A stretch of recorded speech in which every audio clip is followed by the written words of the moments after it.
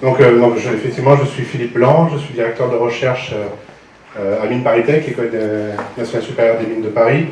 Et donc, je suis chercheur dans un cadre particulier. Je suis expert dans dans l'estimation de la ressource solaire et de l'estimation des ressources énergétiques renouvelables, utilisant des moyens d'observation de la Terre, des satellites, des moyens de mesure in situ et des modèles numériques météorologiques. Je fais partie d'un centre de recherche qui s'appelle Observation Impact et Énergie, qui est à Sophia Antipolis, dans le sud de la France, sud-est de la France, à côté de Nice. Et ce centre de recherche fait à la fois l'estimation des ressources renouvelables, mais aussi a des activités de recherche sur les impacts environnementaux des filières énergétiques. Donc en fait, on embrasse le système énergétique en amont sur les ressources et en aval sur les impacts que peuvent avoir ces filières énergétiques, impacts intégrant tout le cycle de vie, c'est-à-dire du berceau à la tombe, intégrant de manière comptable les impacts environnementaux et en les rapportant en quantité de services rendus. Par exemple, on va compter du gramme de CO2 équivalent par kilowattheure produit pour une filière énergétique qui nous permettra d'évaluer les différentes filières au regard, par exemple, des critères de changement climatique. Voilà, c'est ce que l'on fait. Alors, je tiens à remercier l'équipe de l'École du paysage et de la chaire Énergie et Paysage de m'inviter. Donc, je suis plutôt un mathématicien, je ne suis pas du tout un historien ou un économiste. Et on m'a demandé de faire un panorama. D'habitude, je fais un panorama géographique, mais on m'a dit aussi de faire un panorama historique. Donc, je vais plutôt parler de panorama historique, puis ensuite un peu de répartition géographique. Pour moi, c'est une première, c'est la première fois que je fais cette présentation. Je ne suis pas historien, donc vous allez voir, il y a peut-être des approximations sur les dates, etc. Mais ça permet d'avoir en fait un aperçu de l'utilisation de l'humanité de la ressource solaire en termes de technologie de captation de cette énergie. Alors, j'aime bien commencer par ça, c'est-à-dire que la Terre est à 150 millions de kilomètres du Soleil. On est une toute petite tête d'épingle, 6400 km de rayon, c'est tout peu, très très peu devant les 150 millions de kilomètres de distance. Et le Soleil émet une puissance rayonnée de manière isotrope sur tout l'espace, et une fraction de cette énergie est interceptée par la Terre et son atmosphère. Donc vous imaginez la tête d'épingle de 6400 km de rayon, ou loin de 150 millions de kilomètres, toute l'énergie s'évacue de manière isotrope, quelle que soit la direction de l'espace, et une partie arrive sur Terre. Et cette partie correspond à une puissance instantanée de 175 millions de gigawatts. Alors, 1 gigawatt, c'est une tranche nucléaire. Donc ça veut dire que la Terre et son atmosphère captent à chaque instant 175 millions de tranches nucléaires en termes de puissance rayonnée. Donc effectivement, cette puissance-là, c'est tellement énorme qu'on a du mal à imaginer, mais il faut savoir que la Terre et l'atmosphère absorbent en 40 minutes ce que l'humanité dépense en termes d'énergie, toute énergie confondue, sur l'année. Donc ça vous permet de voir cette quantité-là. Bien entendu, une partie de cette énergie va être réémise par l'atmosphère, on va voir ça, et une partie va arriver au sol, et cette partie-là est utilisable par l'être humain pour en faire une source d'énergie. Cette énergie-là, évidemment, elle est valable pour encore 4 ou 5 milliards d'années, et après, on ne se posera plus la question de savoir s'il y a du soleil ou pas. Ce sera terminé. Alors justement, donc, sur cette quantité d'énergie qui nous arrive, donc là on voit en haut, c'est ce qui nous arrive rapporté en mètres carrés, 342 watts par mètre carré, ça correspond aux 175 millions de gigawatts dont j'ai parlé, rapporté à la surface de la Terre vue par le Soleil. Donc il nous arrive en moyenne 342 watts par mètre carré, compte tenu la nuit, c'est rapporté sur 24 heures. Une partie va arriver au sol. Une partie va être réfléchie par l'atmosphère, une partie va être réfléchie par le sol, une partie va s'échanger en chaleur sensible avec l'atmosphère, une partie va partir en termes d'énergie avec l'évapotranspiration, et une partie va être rayonnée par l'atmosphère. On va parler essentiellement de la quantité de l'énergie qui nous arrive ici, que l'on peut éventuellement capter et transformer en quelque chose d'utilisable par l'être humain. Alors je ne vais pas rentrer trop dans les détails, mais il faut savoir aussi que cette énergie, c'est important pour comprendre le photovoltaïque, cette énergie solaire qui nous arrive ici se décompose d'une manière très particulière en termes de longueur d'onde. Donc quelles que soient les longueurs d'onde, la quantité d'énergie disponible n'est pas la même. Et on voit que le maximum de l'énergie qui arrive en haut de l'atmosphère et aussi en bas de l'atmosphère en rouge correspond à 550 nanomètres dans le rouge. Donc il y a une partie qui arrive plutôt dans l'ultraviolet, et une partie dans l'infrarouge. Voilà. Ce qui est important, c'est que vous allez voir, selon les moyens de conversion de cette énergie, on ne va pas utiliser le même domaine spectral pour convertir cette énergie. Alors, avant de parler de moyens de conversion, donc je me suis posé la question, depuis quand, et j'ai trouvé de la bibliographie là-dessus, l'humain utilise explicitement cette énergie et comment elle l'utilise depuis quand. Donc les premières traces d'utilisation explicite de l'énergie solaire remontent de 6000 ans avant notre ère, avec une architecture chinoise tournée vers le soleil. Donc une maison doit être, selon les dires du texte qu'on a trouvé en archéologie, une maison doit avoir la bonne orientation, elle doit faire face au sud pour tirer au maximum parti du rayon et de la chaleur du soleil.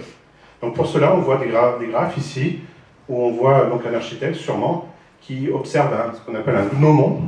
Un gnomon, c'est juste une barre droite perpendiculaire à la verticale, pardon, et on va étudier l'ombre portée de cette tige verticale pour en déduire un certain nombre de choses, notamment en regardant tout au long de la journée l'ombre de cette barre. Quand cette ombre est la plus petite, la direction de l'ombre indique le nord si on est en hémisphère nord et le sud si on est en hémisphère sud. Donc ça nous permet déjà de voir les 4 points cardinaux assez facilement. On peut noter aussi que les Chinois avaient une stratégie de toit, avec des avancées de toit très particulières, calculées de façon à ce que cette avancée de toit devant la maison va bloquer le rayonnement solaire en été et laisser passer le rayonnement solaire quand le soleil est plus bas dans les périodes d'hiver. Donc voilà, il y a quand même cette architecture que l'on retrouve systématiquement.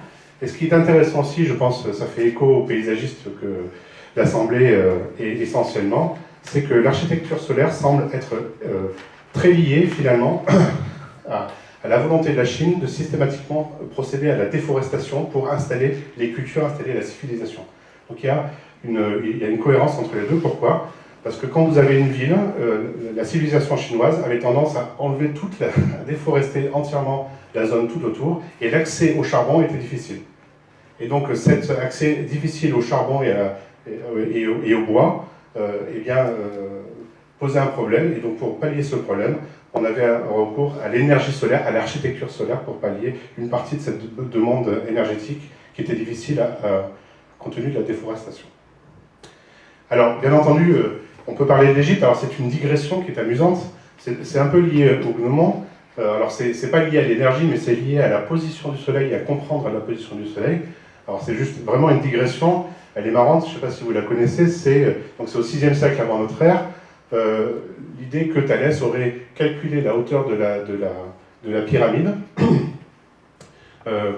grâce à l'ombre portée de la pyramide.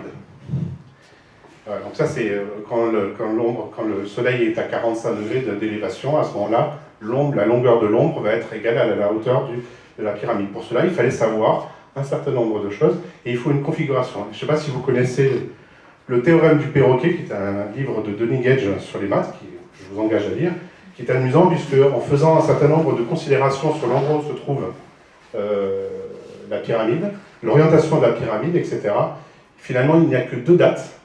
Donc c'est le 21 novembre ou le 20 janvier où Thalès a pu faire cette mesure. Donc on ne sait pas quelle date, on sait que c'est à midi heure solaire, on sait que c'est le 21 novembre et le 20 janvier. Voilà, c'est juste une digression, mais on ne sait pas exactement quand, c'est dans le 6e siècle. Bon.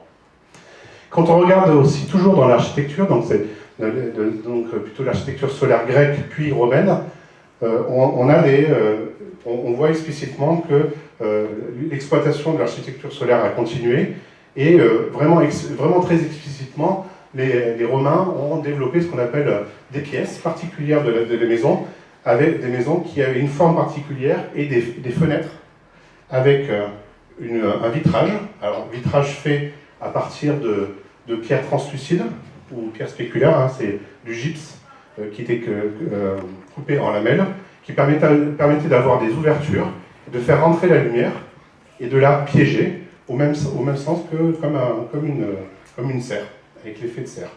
Et donc ces pièces-là étaient appelées des héliocaminus ou des fours solaires.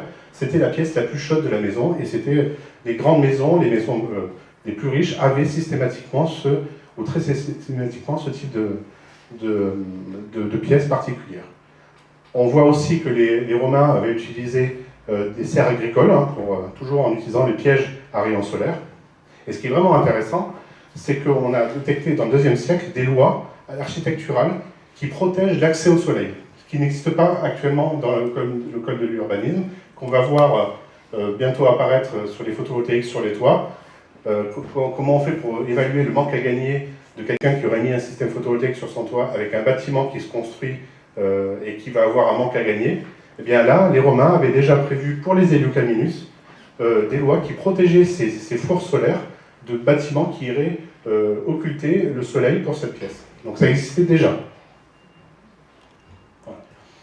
Alors, bien sûr, quand on pense à l'énergie solaire, on pense souvent à Archimède. Alors, je ne sais pas si vous connaissiez, c'est qu'en 212 avant notre ère, Archimède avait imaginé pouvoir utiliser des boucliers en bronze concaves et faire converger le rayon lumineux vers un bateau, par exemple, et de mettre le feu à ce bateau.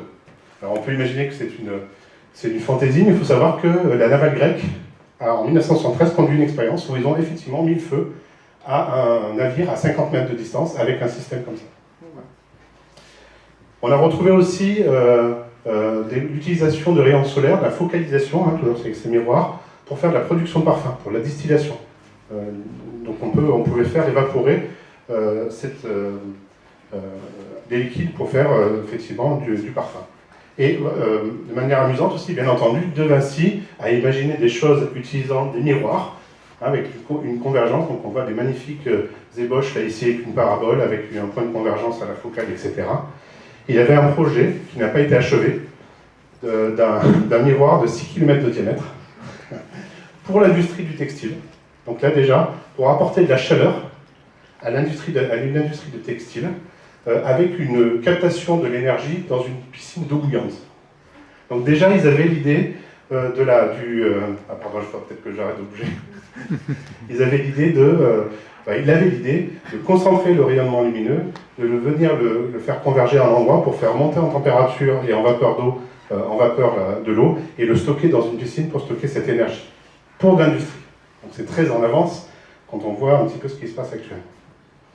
Alors là, je pense que je vais parler à beaucoup de personnes ici, je pense que vous le connaissez, c'est les murs à fruits. Donc ça, c'est l'exploitation de la chaleur solaire pour l'horticulture, qu'on voit dès le XVIe siècle. Donc l'idée, c'est par exemple, on en voit ici, hein, d'ailleurs, il y en a un comme ça, où on va mettre l'arbre fruitier le long d'un mur, et ce mur va se chauffer, et la chaleur de ce mur va être utilisée par la plante pour la protéger, pour favoriser sa culture. Et ce qui est intéressant, c'est que Nicolas Faccio, en 1696, a proposé des améliorations avec, par exemple, un mur à fruits, mais orienté vers le sud avec une certaine inclinaison qui maximise la quantité d'énergie captée par le mur au cours de l'année. Donc c'était vraiment un calcul explicite pour maximiser la quantité d'énergie. Et ces inclinaisons-là, on les retrouve pour les systèmes photovoltaïques qui sont sur châssis fixe. Il avait même imaginé des systèmes de murs pivotants qui viennent suivre la position du soleil pour chauffer au maximum l'arbre à fruits. Donc c'était intéressant. Alors on a vu aussi qu'il y a des fours solaires à boîte, à effet de serre. Donc vous connaissez, hein, j'imagine, c'est un four c'est une boîte avec un isolant tout autour, un double vitrage. La lumière dans le visible passe à travers le vitrage puisqu'il est transparent. À l'intérieur c'est noir, donc il n'y a pas de réflexion dans le visible. Il y a une émission dans l'infrarouge et, manque de bol, le double vitrage est opaque dans l'infrarouge. Donc on a bien un piège à rayon solaire et on a une augmentation de la température. Alors c'était Horace Bénédicte Saussure. Alors c'est pas la boîte à Saussure, hein. Voilà. Mais bon, on s'émerveillait, hein, et on s'émerveillait toujours de voir qu'on peut faire monter l'eau en ébullition avec un four-boîte comme ça. Et l'anglais aussi, qu'on connaît bien, en 1881, qui a donné lieu à un nom d'une unité sur la lumière lumineuse, sensible à l'œil, le Langlais, donc avec un système très, très comparable à celui-là, où on arrivait à faire des montées de température. Ces boîtes ne servaient pas à faire explicitement de la cuisine, mais servaient à faire de la mesure, donc ça s'appelait un héliothermomètre ou un bolomètre, qui permettait de faire de la mesure de la quantité de rayonnement solaire contenue en mesurant l'élévation de température. Alors, là, on commence à aller vers les premières machines solaires, donc dès 1860. Là, on voit une magnifique parabole, hein, donc c'est un cône, en fait, c'est pas vraiment une parabole, avec un bouilloire solaire, et cette énergie solaire, cette vapeur, va entraîner, ici, une imprimerie. Donc, on a une imprimerie qui est actionnée par un système solaire, et donc ce monsieur, il s'appelle Augustin Michaux, a même inventé l'idée. Il s'est dit, c'est un problème de variabilité du rayonnement solaire est un problème, allons faire du stockage d'hydrogène. Donc déjà, casser les molécules d'eau et en faire de l'hydrogène pour ensuite utiliser cet hydrogène pour de l'énergie était déjà, en 1860, inventé par Augustin Michaux. C'était assez remarquable. Et donc, Émile Zola avait remarqué son travail en 1901 et avait dit, quelle victoire s'il réussissait à faire du soleil le moteur universel, ce qu'on souhaite tous. Alors, ensuite, en 1876, on a des améliorations de ces systèmes-là. Donc, on a le moteur d'Ericsson, là, on voit un système à concentration qui vient avoir une source chaude, la source froide est ici, et ça fait entraîner un mécanisme en rotation, un mécanisme mécanique que l'on peut utiliser. Alors, là aussi, il a remarqué qu'il y a un problème avec ces systèmes-là, c'est la variabilité du rayonnement solaire, et on va en parler un petit peu plus tard. Il a même proposé des réflecteurs cylindro-paraboliques qui ont exactement des formes qui sont utilisées actuellement industriellement et opérationnellement. Donc c'est remarquable en 1876 d'avoir déjà imaginé ces systèmes cylindro-paraboliques de concentration. Alors, Obrea et Eneas en 1899 poussent le système quand même à des dimensions extrêmement importantes. Et là, on voit ici le système qui vient se pointer vers le Soleil, une convergence vers un système à un bouilleur. Et ce bouilleur alimentait une pompe, et cette pompe permettait d'irriguer les champs. Dans le XXe siècle, donc on continue à améliorer de manière incrémentale. Schumann et Boyle, en 1912, développent une centrale thermosolaire vraiment opérationnelle en Égypte. Donc ça faisait à peu près 1200 m² de terrain. Ça développait une puissance de 75 kW, 100 chevaux. Et ça permettait de pomper 1300 m³ d'eau d'heure pour des champs de coton. Et ça, 24 heures sur 24, avec du stockage thermique. Donc, on est déjà dans des choses c'est déjà préfigurateur de ce qu'on connaît sur les systèmes cylindro-paraboliques. Donc là, on voit bien le système cylindro-parabolique avec la capacité de s'orienter pour aller se mettre face au soleil, dans une direction. Il est même allé jusqu'à dire, vous allez voir, à imaginer un projet de couvrir 52 500 km² de réflecteurs dans le Sahara pour donner au monde l'équivalent de 200 gigawatts d'énergie thermique, l'équivalent de ce qu'on est capable, à l'époque, en 1909, on était capable d'extraire dans les mines. Donc en termes de quantité d'énergie, il disait, voilà, on peut subvenir aux besoins énergétiques mondiaux en couvrant 52 500 km² de réflecteurs. Bon, quand même, hein. Ça fait déjà ça fait 230 km par 230 km, c'est déjà la belle surface.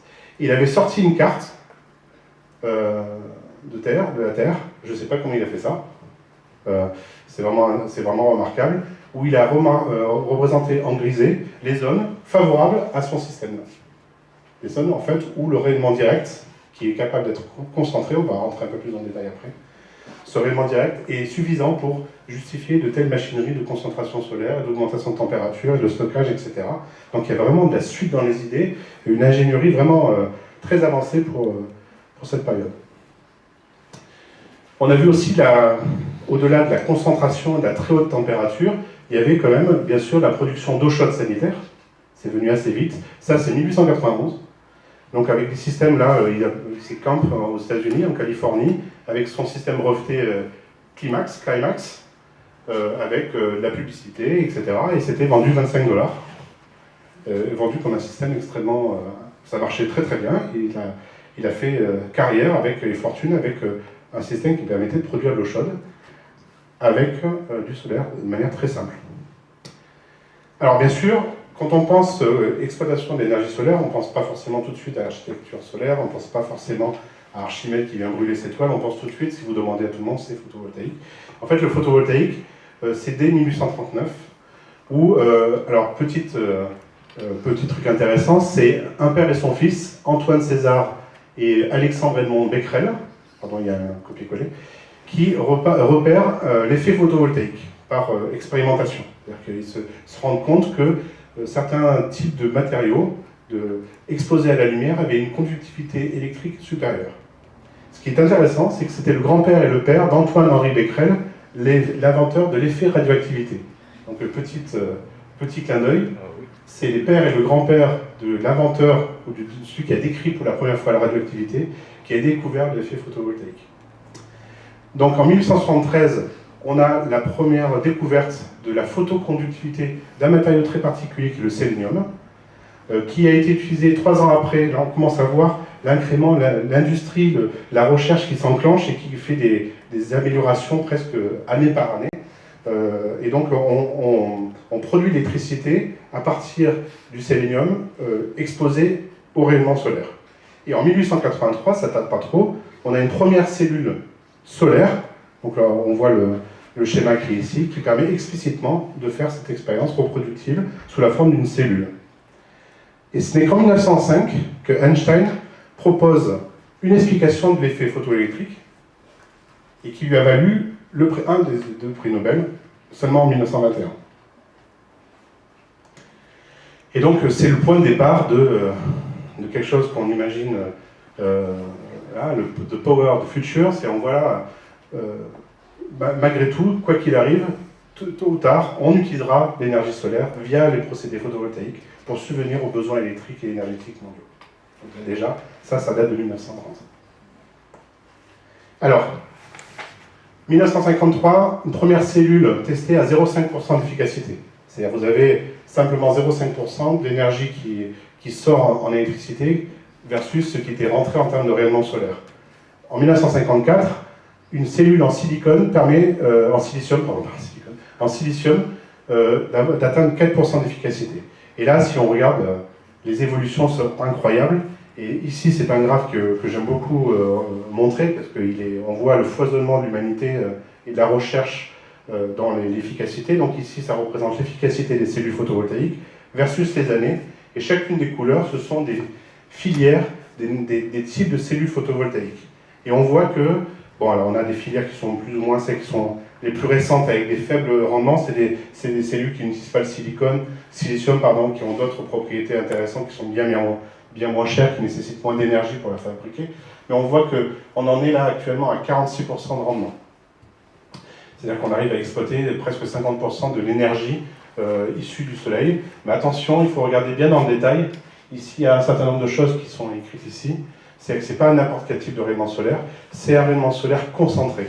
C'est-à-dire qu'il faut lui envoyer énormément de photons. Donc là, c'est un facteur 297. C'est-à-dire qu'il faut un système de concentration qui vient concentrer 300 fois le soleil pour arriver à ce niveau de performance et d'efficacité.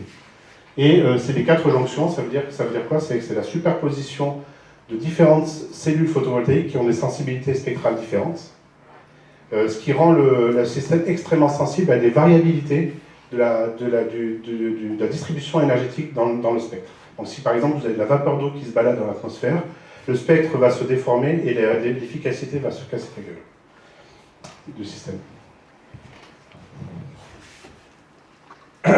Alors, une fois qu'on a inventé ces cellules et qu'effectivement on a amélioré et on continue d'améliorer ces cellules photovoltaïques, c'est de la recherche en cours, on voit les résultats qui sont là, c'est vraiment les derniers résultats en 2019, mais ça a donné lieu à des applications. Alors, en 1958, un des premiers satellites, le Vanguard 1 Space, c'est le premier satellite dont la radio, juste la radio, est alimentée par du système photovoltaïque, 1 watt embarqué. Alors, on le voit là à droite, là c'est un tout petit panneau. Bon, ben voilà, c'était déjà la première chose. En 1963, un premier système photovoltaïque autonome alimente une lampe de maison, 240 watts. Ah, ça augmente. Voilà, ça c'est au Japon. Alors, ce qui est intéressant, en 1978, on a des premiers systèmes photovoltaïques sur les toits des maisons, hein, l'équivalent de 400 watts sur le toit d'une maison, à Tahiti, installé par le CEA. C'était pour faire, quelque part, c'était au moment des essais nucléaires, et donc pour être sympa avec les habitants de Tahiti, la contrepartie, c'était d'installer des systèmes photovoltaïques pour l'autonomie énergétique de leur villa. Et donc voilà, c'est le CEA qui a installé les premiers panneaux photovoltaïques opérationnels sur les maisons. Voilà, c'est rigolo. Voilà. En 1981, un premier avion, Solar Challenge, avec 3 kW de photovoltaïque, traverse la Manche. Hein, on connaît tous Solar Impulse, qui a traversé l'Atlantique, déjà en 1981. Il y en a certains qui ne sont pas nés en 1981. Il y en a beaucoup même. Donc en 1982, on voit une première ferme solaire de 1 MW avec des panneaux photovoltaïques qui suivent le soleil suivant 2 axes. On commence à être compliqué et à avoir de l'industrie d'ingénierie de plus en plus développée. Donc voilà l'histoire de cette exploitation. À partir de là, je vais vous montrer un peu quelle est la nature de la ressource, un peu plus, maintenant plus historique, mais plutôt spatiale, en termes de variabilité, pour discuter de cette ressource maintenant, contemporaine. Comment on l'exploite. Alors il y a un graphe là que j'aime bien, qui a été fait par un collègue qui vient d'Antibes mais qui travaille à l'Université de New York, qui représente les sources d'énergie à la fois à gauche renouvelables et les sources d'énergie non renouvelables. Donc effectivement, on ne sait pas exactement quelle est la quantité d'énergie disponible par le gaz, par le charbon qui reste disponible, mais on a des estimations pour un coût d'extraction donné. Donc pour un coût d'extraction donné, on sait qu'il nous reste, donc il faut imaginer ces graphes, ce sont des sphères, hein, c'est des représentations 2D, mais c'est des sphères. Donc ça, c'est la quantité d'énergie qui nous reste, qu'on estime avoir encore disponible à un certain coût. Donc on voit le gaz naturel, le pétrole, l'uranium, hein, qui est une source non renouvelable, le charbon. Et ensuite, on a toutes les ressources renouvelables, la quantité disponible annuellement. Donc on a le vent, en vert, on a l'énergie thermique des océans, la biomasse, l'hydraulique, la géothermie, l'énergie mécanique des mers, tides, et derrière, c'est le solaire. C'est des proportions radicalement différentes. Et ici, c'est une estimation de la quantité d'énergie consommée en 2010, la petite Terre, et en 2050 en projection par l'Agence internationale de l'énergie. Donc on voit bien qu'en fait, si on excluait les énergies renouvelables, on irait grignoter chaque année cette sphère dans les différentes sphères non renouvelables, et à un moment donné, on n'en aurait plus, c'est évident. Et donc on voit la quantité d'énergie disponible. Cette quantité d'énergie solaire disponible, qui est vraiment très très importante, elle se répartit de manière particulière à travers le monde. Donc ici, ça c'est des estimations faites par des satellites, c'est typiquement ce que l'on fait dans mon laboratoire de recherche. Donc c'est des cartes qui représentent la quantité d'énergie annuelle, donc c'est une somme annuelle des quantités d'énergie disponibles qui serait éventuellement utilisable par un système photovoltaïque à plat, donc à l'horizontale. C'est pour ça qu'on appelle ça un Global Horizontal Irradiation. Donc c'est s'exprime en kilowattheure par mètre carré. Là, voilà, et donc on voit qu'effectivement, à l'horizontale, on a un effet en latitude. Plus on s'éloigne de l'équateur, plus la Terre est, la rotondité de la Terre est marquée, et donc on a une quantité d'énergie par mètre carré qui diminue. Donc on voit cette quantité-là, et on voit quand même des accidents liés à l'orographie. Hein, on voit très nettement des choses ici, avant et après la chaîne, là, ici. On voit un certain nombre de choses qui sont liées à la météorologie locale, etc. Quand on s'intéresse au système à concentration, qu'on a vu par exemple avec Mouchot, c'est plutôt le rayonnement direct en incidence normale qu'on va regarder. Donc on voit, ça c'est une autre ressource solaire qui est utilisable, mais pas par la filière photovoltaïque, mais par une filière de système à concentration thermodynamique. Et donc là on voit que l'énergie se répartit de manière différente, elle est plus variable spatialement, puisque plus sensible à la qualité, la transparence de l'atmosphère que ne l'est le rayonnement global horizontal. Si je superpose la carte de Schumann, c'est quand même assez frappant de voir que à peu près toutes les zones qu'avait remarquées Schumann sont effectivement des zones où le rayonnement solaire direct est supérieur à une certaine valeur. Donc c'est remarquable que dans les années 1900, un petit peu 1870, 1980, on était capable d'intuiter, je ne sais pas comment, parce que les instruments de mesure ne couraient pas les rues, parce qu'ils ne courent pas encore les rues. Ils n'avaient pas les satellites à leur disposition, mais ils avaient ce sentiment-là que les zones qui étaient grisées, là, sont effectivement des zones favorables pour le développement du système à concentration solaire. C'est quand même intéressant. Donc cette variabilité spatiale, elle aussi, on la retrouve une variabilité temporelle. Donc ce qu'on regarde ici, là, c'est une courbe de rayonnement typique, minute par minute dans une journée. Et quand il passe un nuage, donc ça en bleu c'est le rayonnement global, et en orange c'est le rayonnement direct, quand un nuage passe au-dessus de la zone, le rayonnement direct peut juste complètement s'annuler. Alors que le rayonnement global, en fait, il ne s'allume pas, puisque quand vous avez un passage nuageux, il y a une partie de cette énergie qui n'est plus dans le rayonnement direct, qui vient directement de la géométrie, de la position du Soleil, mais qui va être dans le diffus de l'atmosphère. Donc il y a un effet de transfert entre le rayonnement direct et le rayonnement diffus, qui fait que le rayonnement global ne s'annule pas totalement. On a un nuage ne met pas la nuit, ne fait pas la nuit sur Terre. Un système photovoltaïque est donc quelque chose qui est capable de produire de l'énergie même s'il y a des nuages, alors qu'un système à concentration ne produit pas d'énergie s'il y a des nuages. D'où des zones très particulières où on peut développer le système à concentration, des endroits où ils sont faiblement dominés par la présence de nuages. Cette variabilité intra-journalière se traduit par des variabilités journalières. C'est ce que l'on voit ici, ça c'est un graphe de la somme journalière de quantité d'énergie qui arrive à Carpentras, par exemple. Donc ici on voit les cycles d'été et d'hiver. Donc là il y a plusieurs années, hein, il y a 5 années consécutives de rayonnement solaire jour par jour, et on voit que ça suit une courbe qui est celle d'un rayonnement qui serait sans nuages, mais la présence de nuages vient perturber ce rayonnement. Et c'est ça qu'on entend par intermittence du rayonnement solaire. C'est cette variabilité-là qui nous intéresse. Il y a une autre variabilité qui est aussi très intéressante, c'est la variabilité long terme. Qu'est-ce qui se passe? Qu'est-ce qui va se passer dans 20 ans? Parce qu'un système photovoltaïque, on va l'installer sur 20 ou 30 ans. Quelle est la quantité d'énergie que l'on va pouvoir avoir à un endroit donné dans les 20 ans à venir? Actuellement, ce que l'on fait, c'est qu'on regarde les 20 ans précédents, tous les 30 ans précédents, et on fait des analyses statistiques. On dit, voilà, sur les 20 ans précédents, il y avait tant de quantité d'énergie, donc dans 20 ans, je vais avoir ça. Mais c'est faire un peu de cas du changement climatique. Quid du changement climatique sur la quantité d'énergie solaire? C'est une question de recherche, on ne sait pas encore. C'est extrêmement compliqué, parce que c'est lié à la présence d'aérosols dans l'atmosphère. Cette présence d'aérosols est mal connue, mal caractérisée, et ces aérosols viennent diffuser la lumière de la lumière du soleil, et aussi sont des précurseurs de nuages. Donc par exemple, c'est très courant qu'une tempête de sable au Sahara vient amener du sable en Allemagne et va provoquer des nuages en Allemagne. Donc il y a un lien entre ennuagement en Allemagne et tempête de sable au Sahara. Des liens statistiques qui mettent en péril un certain nombre de systèmes énergétiques basés sur le photovoltaïque en Allemagne. Donc cette quantité d'énergie qu'on va avoir disponible dans les 20-30 ans à venir, c'est une question de recherche.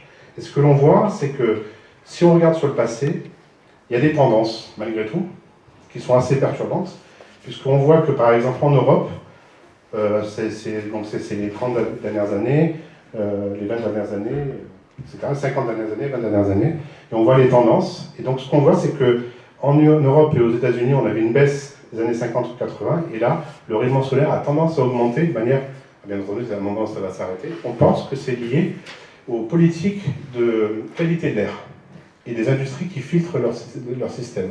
Et donc l'atmosphère est plus transparente, et donc on a une quantité d'énergie qui s'améliore d'année en année. À un moment donné, ça va s'arrêter. Ce que l'on voit, c'est qu'en Chine ou en Inde, c'est le contraire. Et effectivement, on s'aperçoit qu'en Chine, la quantité de rayonnement solaire diminue tendanciellement, et c'est sûrement lié à la qualité de l'air qui a un impact sur l'énergie. Donc tout ça, c'est de la recherche, on ne sait pas vraiment, tellement les systèmes sont complexes, les systèmes météorologiques, climatologiques sont complexes, et le rayonnement solaire est une des données les moins bien modélisées dans les modèles numériques et climatologiques. Alors, donc comment on fait pour justement caractériser cette ressource solaire à un instant T? On dispose, je ne vais pas rentrer trop dans les détails, on dispose d'instruments de mesure, qui s'appellent des mesures pyranométriques, qui mesurent les différentes composantes du rayonnement solaire. Ça, c'est aux échelles les plus fines, dans l'espace et dans le temps. Et on a tout en haut, dans les échelles les plus larges, mais de manière globale, des estimations par des modèles numériques météorologiques, mais ils ne sont pas de la même qualité que ce qu'on peut avoir sur la température, la vitesse de vent. Le rayonnement solaire est quelque chose de très compliqué. Songez à la capacité d'un modèle numérique à modéliser la création de nuages. C'est extrêmement compliqué, ça nécessite des très hautes résolutions à la fois spatiales et temporelles qu'on n'a pas encore en termes de capacité de calcul. Donc même si on avait les données, les capacités de calcul pour l'instant ne sont pas au rendez-vous pour pouvoir simuler la présence de nuages. Donc on a un problème de caractérisation des nuages avec les modèles numériques. On s'intéresse aussi à l'utilisation de caméras qui viennent filmer le ciel pour caractériser la couverture nuageuse. Et nos activités de recherche, par exemple dans notre centre, consistent à utiliser des données satellites pour en déduire la quantité d'énergie solaire incidente au sol en observant la Terre avec des satellites. Donc je vais passer ça, c'est pas la peine de rentrer trop dans le détail, si vous avez des questions. Donc les satellites permettent effectivement d'avoir des cartes, typiquement Météosat, qui est fait à Cannes. C'est un satellite qui est à 36 000 km, et on voit à peu près un tiers du globe, donc c'est le champ de vue de Météosat que l'on représente ici. Et ça, c'est des cartes de rayonnement solaire, global et direct, estimées par satellite. Donc on peut avoir des cartes moyennées sur plusieurs années, ou avoir des séries temporelles, comme ici, là, qui nous permet d'avoir une idée de la variabilité spatiale et temporelle du rayonnement solaire, qui est très important pour quantifier la variabilité de la production photovoltaïque induite par la variabilité du rayonnement solaire. On est capable de, ici, les résolutions spatiales sont de l'ordre de 3 km. Météosat est à 36 000 km, donc les résolutions sont de l'ordre de 3 km sur toute la Terre, 3-4 km. On peut faire avec des algorithmes particuliers intégrant le relief, des estimations, c'est ce qu'on représente ici. Donc ça, c'est la carte de la région Provence-Alpes-Côte d'Azur, à 250 mètres de résolution. Donc ça permet d'avoir, là, pour ceux qui font du SIG, par exemple, des systèmes d'information géographique sur un territoire, d'avoir accès à de l'information sur la quantité de rayonnement solaire disponible, à des échelles qui sont déjà intéressantes pour déterminer des zones propices au développement photovoltaïque ou système à concentration. Donc ça, c'est de l'ordre de 150 mètres de résolution. On développe aussi des cartographies à très haute résolution où on va intégrer dans l'urbain des modèles numériques de sursol, des modèles numériques de bâtiments, qui permettent de calculer la quantité d'énergie qui arrive sur chaque mètre carré de chaque toit d'une ville. Ce que l'on voit ici, c'est une représentation de la variabilité à l'intérieur d'une journée liée à la fois à la météorologie que l'on perçoit avec le satellite, mais aussi à la variabilité des ombres portées des bâtiments les uns sur les autres et des superstructures d'un toit sur lui-même. À partir de ce genre de carte, on peut faire des moyennes annuelles de quantité d'énergie disponible. Ce que l'on voit, par exemple, ce bâtiment est plus intéressant que celui-là, mais celui-là est éventuellement utilisable sur cette partie-là, parce que cette partie-là est affectée par le bâtiment qui est ici. Donc on peut faire des analyses un peu plus fines. Cette quantité d'énergie, elle est exploitable par des systèmes photovoltaïques. Donc typiquement, le rayonnement global, on peut le transformer en électricité grâce à des systèmes photovoltaïques que l'on voit des châssis fixes ou des panneaux photovoltaïques, comme je vous ai montré tout à l'heure, de 1981. Donc c'est un système qui suit le Soleil suivant deux axes. Donc ça, on connaît bien. Alors, et si on pavait le Sahara de 850 km par 850 km de panneaux photovoltaïques avec 10% de rendement, alors la quantité d'énergie produite par ce système photovoltaïque, annuellement, correspond à la quantité d'énergie consommée par l'humanité. Bien entendu, faire ça, ce serait passer à côté de la capacité intrinsèque du photovoltaïque à produire de l'énergie de manière décentralisée. Ce serait une erreur que de mettre tous nos œufs dans le même panier et de faire de la production d'énergie de manière si centralisée. Mais ça permet de se rendre compte de la quantité d'énergie disponible et exploitable. On peut convertir cette énergie par voie thermique. On a vu toutes ces miroirs là. Donc vous me voyez en haut à droite, là, en train de montrer une magnifique parabole qui permet de faire cuire des œufs à 300 degrés de température avec la concentration, un peu le principe d'Archimède.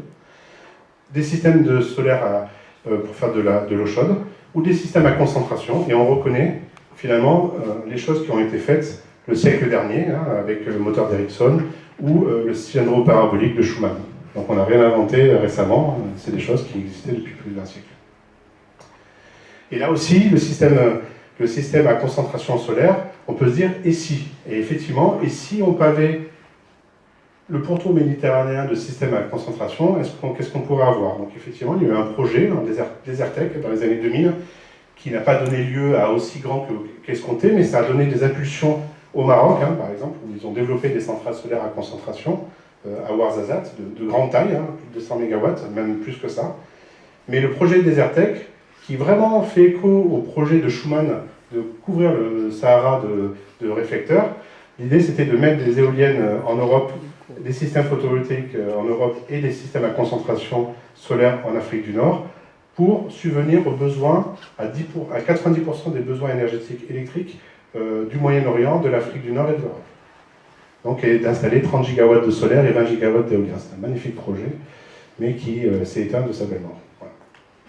On a des projets de recherche aussi, comme l'imaginait Mouchot pour faire de l'hydrogène, des systèmes qui sont capables de casser les molécules d'eau et de produire de l'hydrogène à partir de la concentration solaire. Alors, en termes d'exploitation de la ressource solaire, où on en est? On voit la quantité, ici, ça représente l'évolution année par année, depuis 10 ans, depuis 11 ans, de la quantité de panneaux installés dans le monde. Donc on voit la croissance vraiment exponentielle de cette quantité d'énergie produite par les photovoltaïques. Donc on en est à 400 gigawatts, donc l'équivalent de 400 tranches nucléaires. Quand on regarde le CSP, on voit que ici, effectivement, les ordres de grandeur ne sont pas du tout au rendez-vous, et le CSP a tendance à stagner, parce que le CSP permet de faire de la production électrique avec du stockage, mais à des coûts qui sont non concurrentiels devant la baisse de coût tendancielle du photovoltaïque. Ce que l'on voit aussi, c'est que le solaire pour fabriquer de l'eau chaude est assez bien installé, on est quasiment dans les mêmes quantités, 472 gigawatts, mais il y a une stagnation, encore une fois. Ça semble plus facile et moins cher, et de plus en plus ce sera le cas, de produire de l'eau chaude avec du photovoltaïque que de faire avec des systèmes solaires thermiques, même si les rendements ne sont pas du tout les mêmes. Alors ce que l'on voit, c'est que le prix de l'électricité produite par un système photovoltaïque ne fait que décroître. Donc là ici, ça représente le coût par kilowattheure produit d'un système photovoltaïque. Donc bien sûr, il y a une variabilité qui dépend de la quantité d'énergie de l'endroit où on se trouve. Hein. Plus on installe le même panneau à un endroit où le rayonnement est important, évidemment, le prix de l'électricité qui en ressort sera moindre, puisqu'il est plus vite amorti. Donc là, vraiment, on voit une baisse tendancielle. Et ce que l'on voit aussi, c'est qu'on va assister à une montée tendancielle du prix de l'électricité en France, notamment. On le sait, on a envie, là, l'État va augmenter de 6% l'énergie, et ça va être tendanciel. Donc on va avoir une augmentation, et par ailleurs, une diminution du prix de l'électricité produite par le photovoltaïque, qui nous engage tous à produire, à autoconsommer son énergie solaire photovoltaïque. Donc ce qui est nouveau, c'est que le photovoltaïque va être intéressant pour développer sur son propre toit, pour fabriquer de l'énergie en autoconsommation et relâcher les contraintes sur le réseau finalement. Puisque plus j'autoconsomme, l'idée c'est pas forcément d'être autonome et d'être dans son coin, c'est de produire sa propre électricité et donc ainsi relâcher les contraintes sur le réseau. Voilà. C'est intéressant quand même comme point de vue. Et bien entendu, ce sera assez rapide, enfin c'est déjà rentable de le faire. C'est-à-dire que c'est moins cher de produire sa propre électricité que de l'acheter à EDF ou à Enercop, comme l'on souhaite. Moi-même, je suis en train de faire des travaux dans ma maison. Alors, bien entendu, un système photovoltaïque ou tout système de production énergétique a un impact environnemental. Cet impact environnemental peut se traduire ici, ça c'est un graphe qui représente les grammes de CO2 équivalent, donc c'est l'impact sur le changement climatique par kilowattheure produit en fonction des différentes filières énergétiques. Donc évidemment, ce que l'on voit, c'est que c'est facile, hein, le charbon, le fuel, le gaz, effectivement, a une quantité de CO2 par kilowattheure produit extrêmement importante. Ce que l'on voit, c'est que le photovoltaïque n'est pas nul. Évidemment, pendant la production du photovoltaïque, il n'y a pas d'émission de CO2, mais il a fallu beaucoup d'énergie pour produire des panneaux, et donc cette énergie-là elle va être amortie par l'énergie produite pendant toute la durée de vie d'un système, et donc il y a quand même une dispersion. Imaginez un système qui est fabriqué avec de l'énergie qui est très carbonée, et que vous mettez à un endroit qui n'a pas beaucoup de rayonnement solaire, à ce moment-là il va produire peu, et donc il va amortir d'autant moins la quantité d'énergie charbonnée dont il est issu. Donc c'est pour ça qu'on a une certaine variabilité. Donc en moyenne, on est à peu près, j'ai plus en tête, mais on est à 40 grammes de CO2 équivalent, mais on peut avoir des systèmes qui sont bien moins vertueux, photovoltaïques, en termes de grammes de CO2 équivalent. Les impacts environnementaux, il ne faut pas les voir que sur le CO2, il y a aussi des impacts, je ne vais rien vous apprendre, sur le paysage. Et quand on voit la Chine qui développe massivement le photovoltaïque, puisqu'il fabrique des panneaux à très peu cher finalement, donc il a intérêt plutôt à utiliser ses propres panneaux, ce qui est intéressant parce que s'il produit ses propres panneaux, l'énergie nécessaire à produire des nouveaux panneaux sera de moins en moins carbonée, vu que c'est eux qui fabriquent tous les panneaux photovoltaïques dans le monde quasiment. Et donc ce qu'il faut savoir, c'est par exemple, il y a 2 ans ou 3 ans, ils étaient deuxièmes mondialement. Maintenant, l'année dernière, ils étaient premiers, et cette année, ils ont doublé leur propre capacité. Donc la montée en puissance du photovoltaïque en Chine est vraiment incroyable et n'a pas d'équivalent dans le monde. Mais ça se fait de manière, on va dire, à la sauvage, sur le paysage, sans réelle contrainte sur le paysage. Voilà. Alors très rapidement, évidemment, je ne peux pas tout dire, c'est qu'effectivement, on oppose souvent le photovoltaïque par son intermittence. Effectivement, l'intermittence nécessite des moyens de prévision, donc c'est notre activité de recherche aussi, d'être capable de prédire la quantité d'énergie qui va arriver à un endroit donné, à un moment donné, pour piloter du stockage, pour piloter la planification d'autres sources de production. Ça engendre, cette intermittence, engendre un surcoût financier et environnemental, puisque si on a besoin de stockage, à ce moment-là, ce stockage, il faut l'intégrer dans l'équation de la pénétration du photovoltaïque dans un système énergétique. Et donc, effectivement, c'est très difficile à évaluer parce que ça dépend de l'interconnexion entre les pays, du rôle de l'hydraulique dans le stockage, de la gestion de la demande, etc. Donc, c'est extrêmement compliqué et les modèles ne sont pas encore tout à fait au point et c'est difficile. Il y a toujours de l'argumentation et de personnes, de manière technique et scientifique, il est très difficile de savoir quel est le surcoût financier et environnemental de l'intermittence du solaire dans le développement du solaire. Il y en a un, mais et il va être évolutif. Ce qu'il faut retenir, c'est que toutes ces grandeurs, l'impact environnemental, le stockage, etc., il faut les réactualiser très rapidement parce que la technologie du photovoltaïque, la technologie de la prévision, etc., évolue tellement vite que les données d'il y a 2 ans ne sont plus valables. Il faut toujours réactualiser. Il y a une vision intéressante qui est justement de Richard Pérez sur la capacité du photovoltaïque à faire du curtailment. Alors ça, c'est quelque chose qui n'est pas très connu. C'est que c'est un des systèmes les plus faciles. Un système nucléaire, centrale nucléaire, a du mal à surproduire. C'est-à-dire que si elle surproduit par rapport à la demande, il faut qu'elle évacue cette chaleur en trop. Donc elle peut évacuer dans les airs, elle peut évacuer dans l'eau, mais jusqu'à une certaine norme. Au-delà, elle se retrouve avec une quantité d'énergie et elle ne peut pas freiner rapidement une centrale nucléaire. Donc on ne peut pas surproduire au risque d'avoir des problèmes d'évacuation et de chaleur. On est même, la France, plusieurs jours dans l'année, vend de l'électricité à la Suisse à des tarifs négatifs. C'est-à-dire qu'on donne de l'argent à la Suisse pour qu'elle nous achète de l'énergie en trop. Parce que justement, on n'arrive pas à freiner la production, parce que c'est beaucoup d'inertie. Un système photovoltaïque, lui, est extrêmement facile de écréter sa production. D'un coup, c'est juste une commande numérique. Il suffit de changer la tension au bord d'un système photovoltaïque et on baisse sa puissance. Donc c'est une capacité que l'on peut exploiter. Et donc le supposé de Richard Pérez, mais qui a des incidences qui sont quand même importantes, c'est que l'intermittence peut être palliée par la surproduction photovoltaïque et l'écrétage. C'est-à-dire qu'on a beaucoup plus que de raisons, peut-être 2 fois plus que ce dont on a besoin de solaire, et quand on n'en a pas besoin, on écrète. Parce que le solaire est de moins en moins cher du point de vue financier. Mais ça a des incidences sur le paysage, parce qu'il faut aller chercher des mètres carrés pour faire cette surproduction, et ça, c'est un problème. Il y a, donc je vais peut-être arrêter. Ouais, pardon. Je suis désolé. Donc bon, si on pourra, donc l'idée c'est, j'ai pas le temps, désolé, je pensais que je passerais aussi peu autant de temps là-dessus. L'idée, c'est qu'il faut réfléchir à trouver ces mètres carrés pour le développement du photovoltaïque. La recherche intéressante, c'est au niveau urbain, d'où les cartographies à très haute résolution que je vous ai montrées. Il existe une start-up avec laquelle on travaille qui s'appelle Insolent Trust qui fait un travail remarquable d'engagement des citoyens à développer son toit photovoltaïque, utilisant des cartographies à très haute résolution.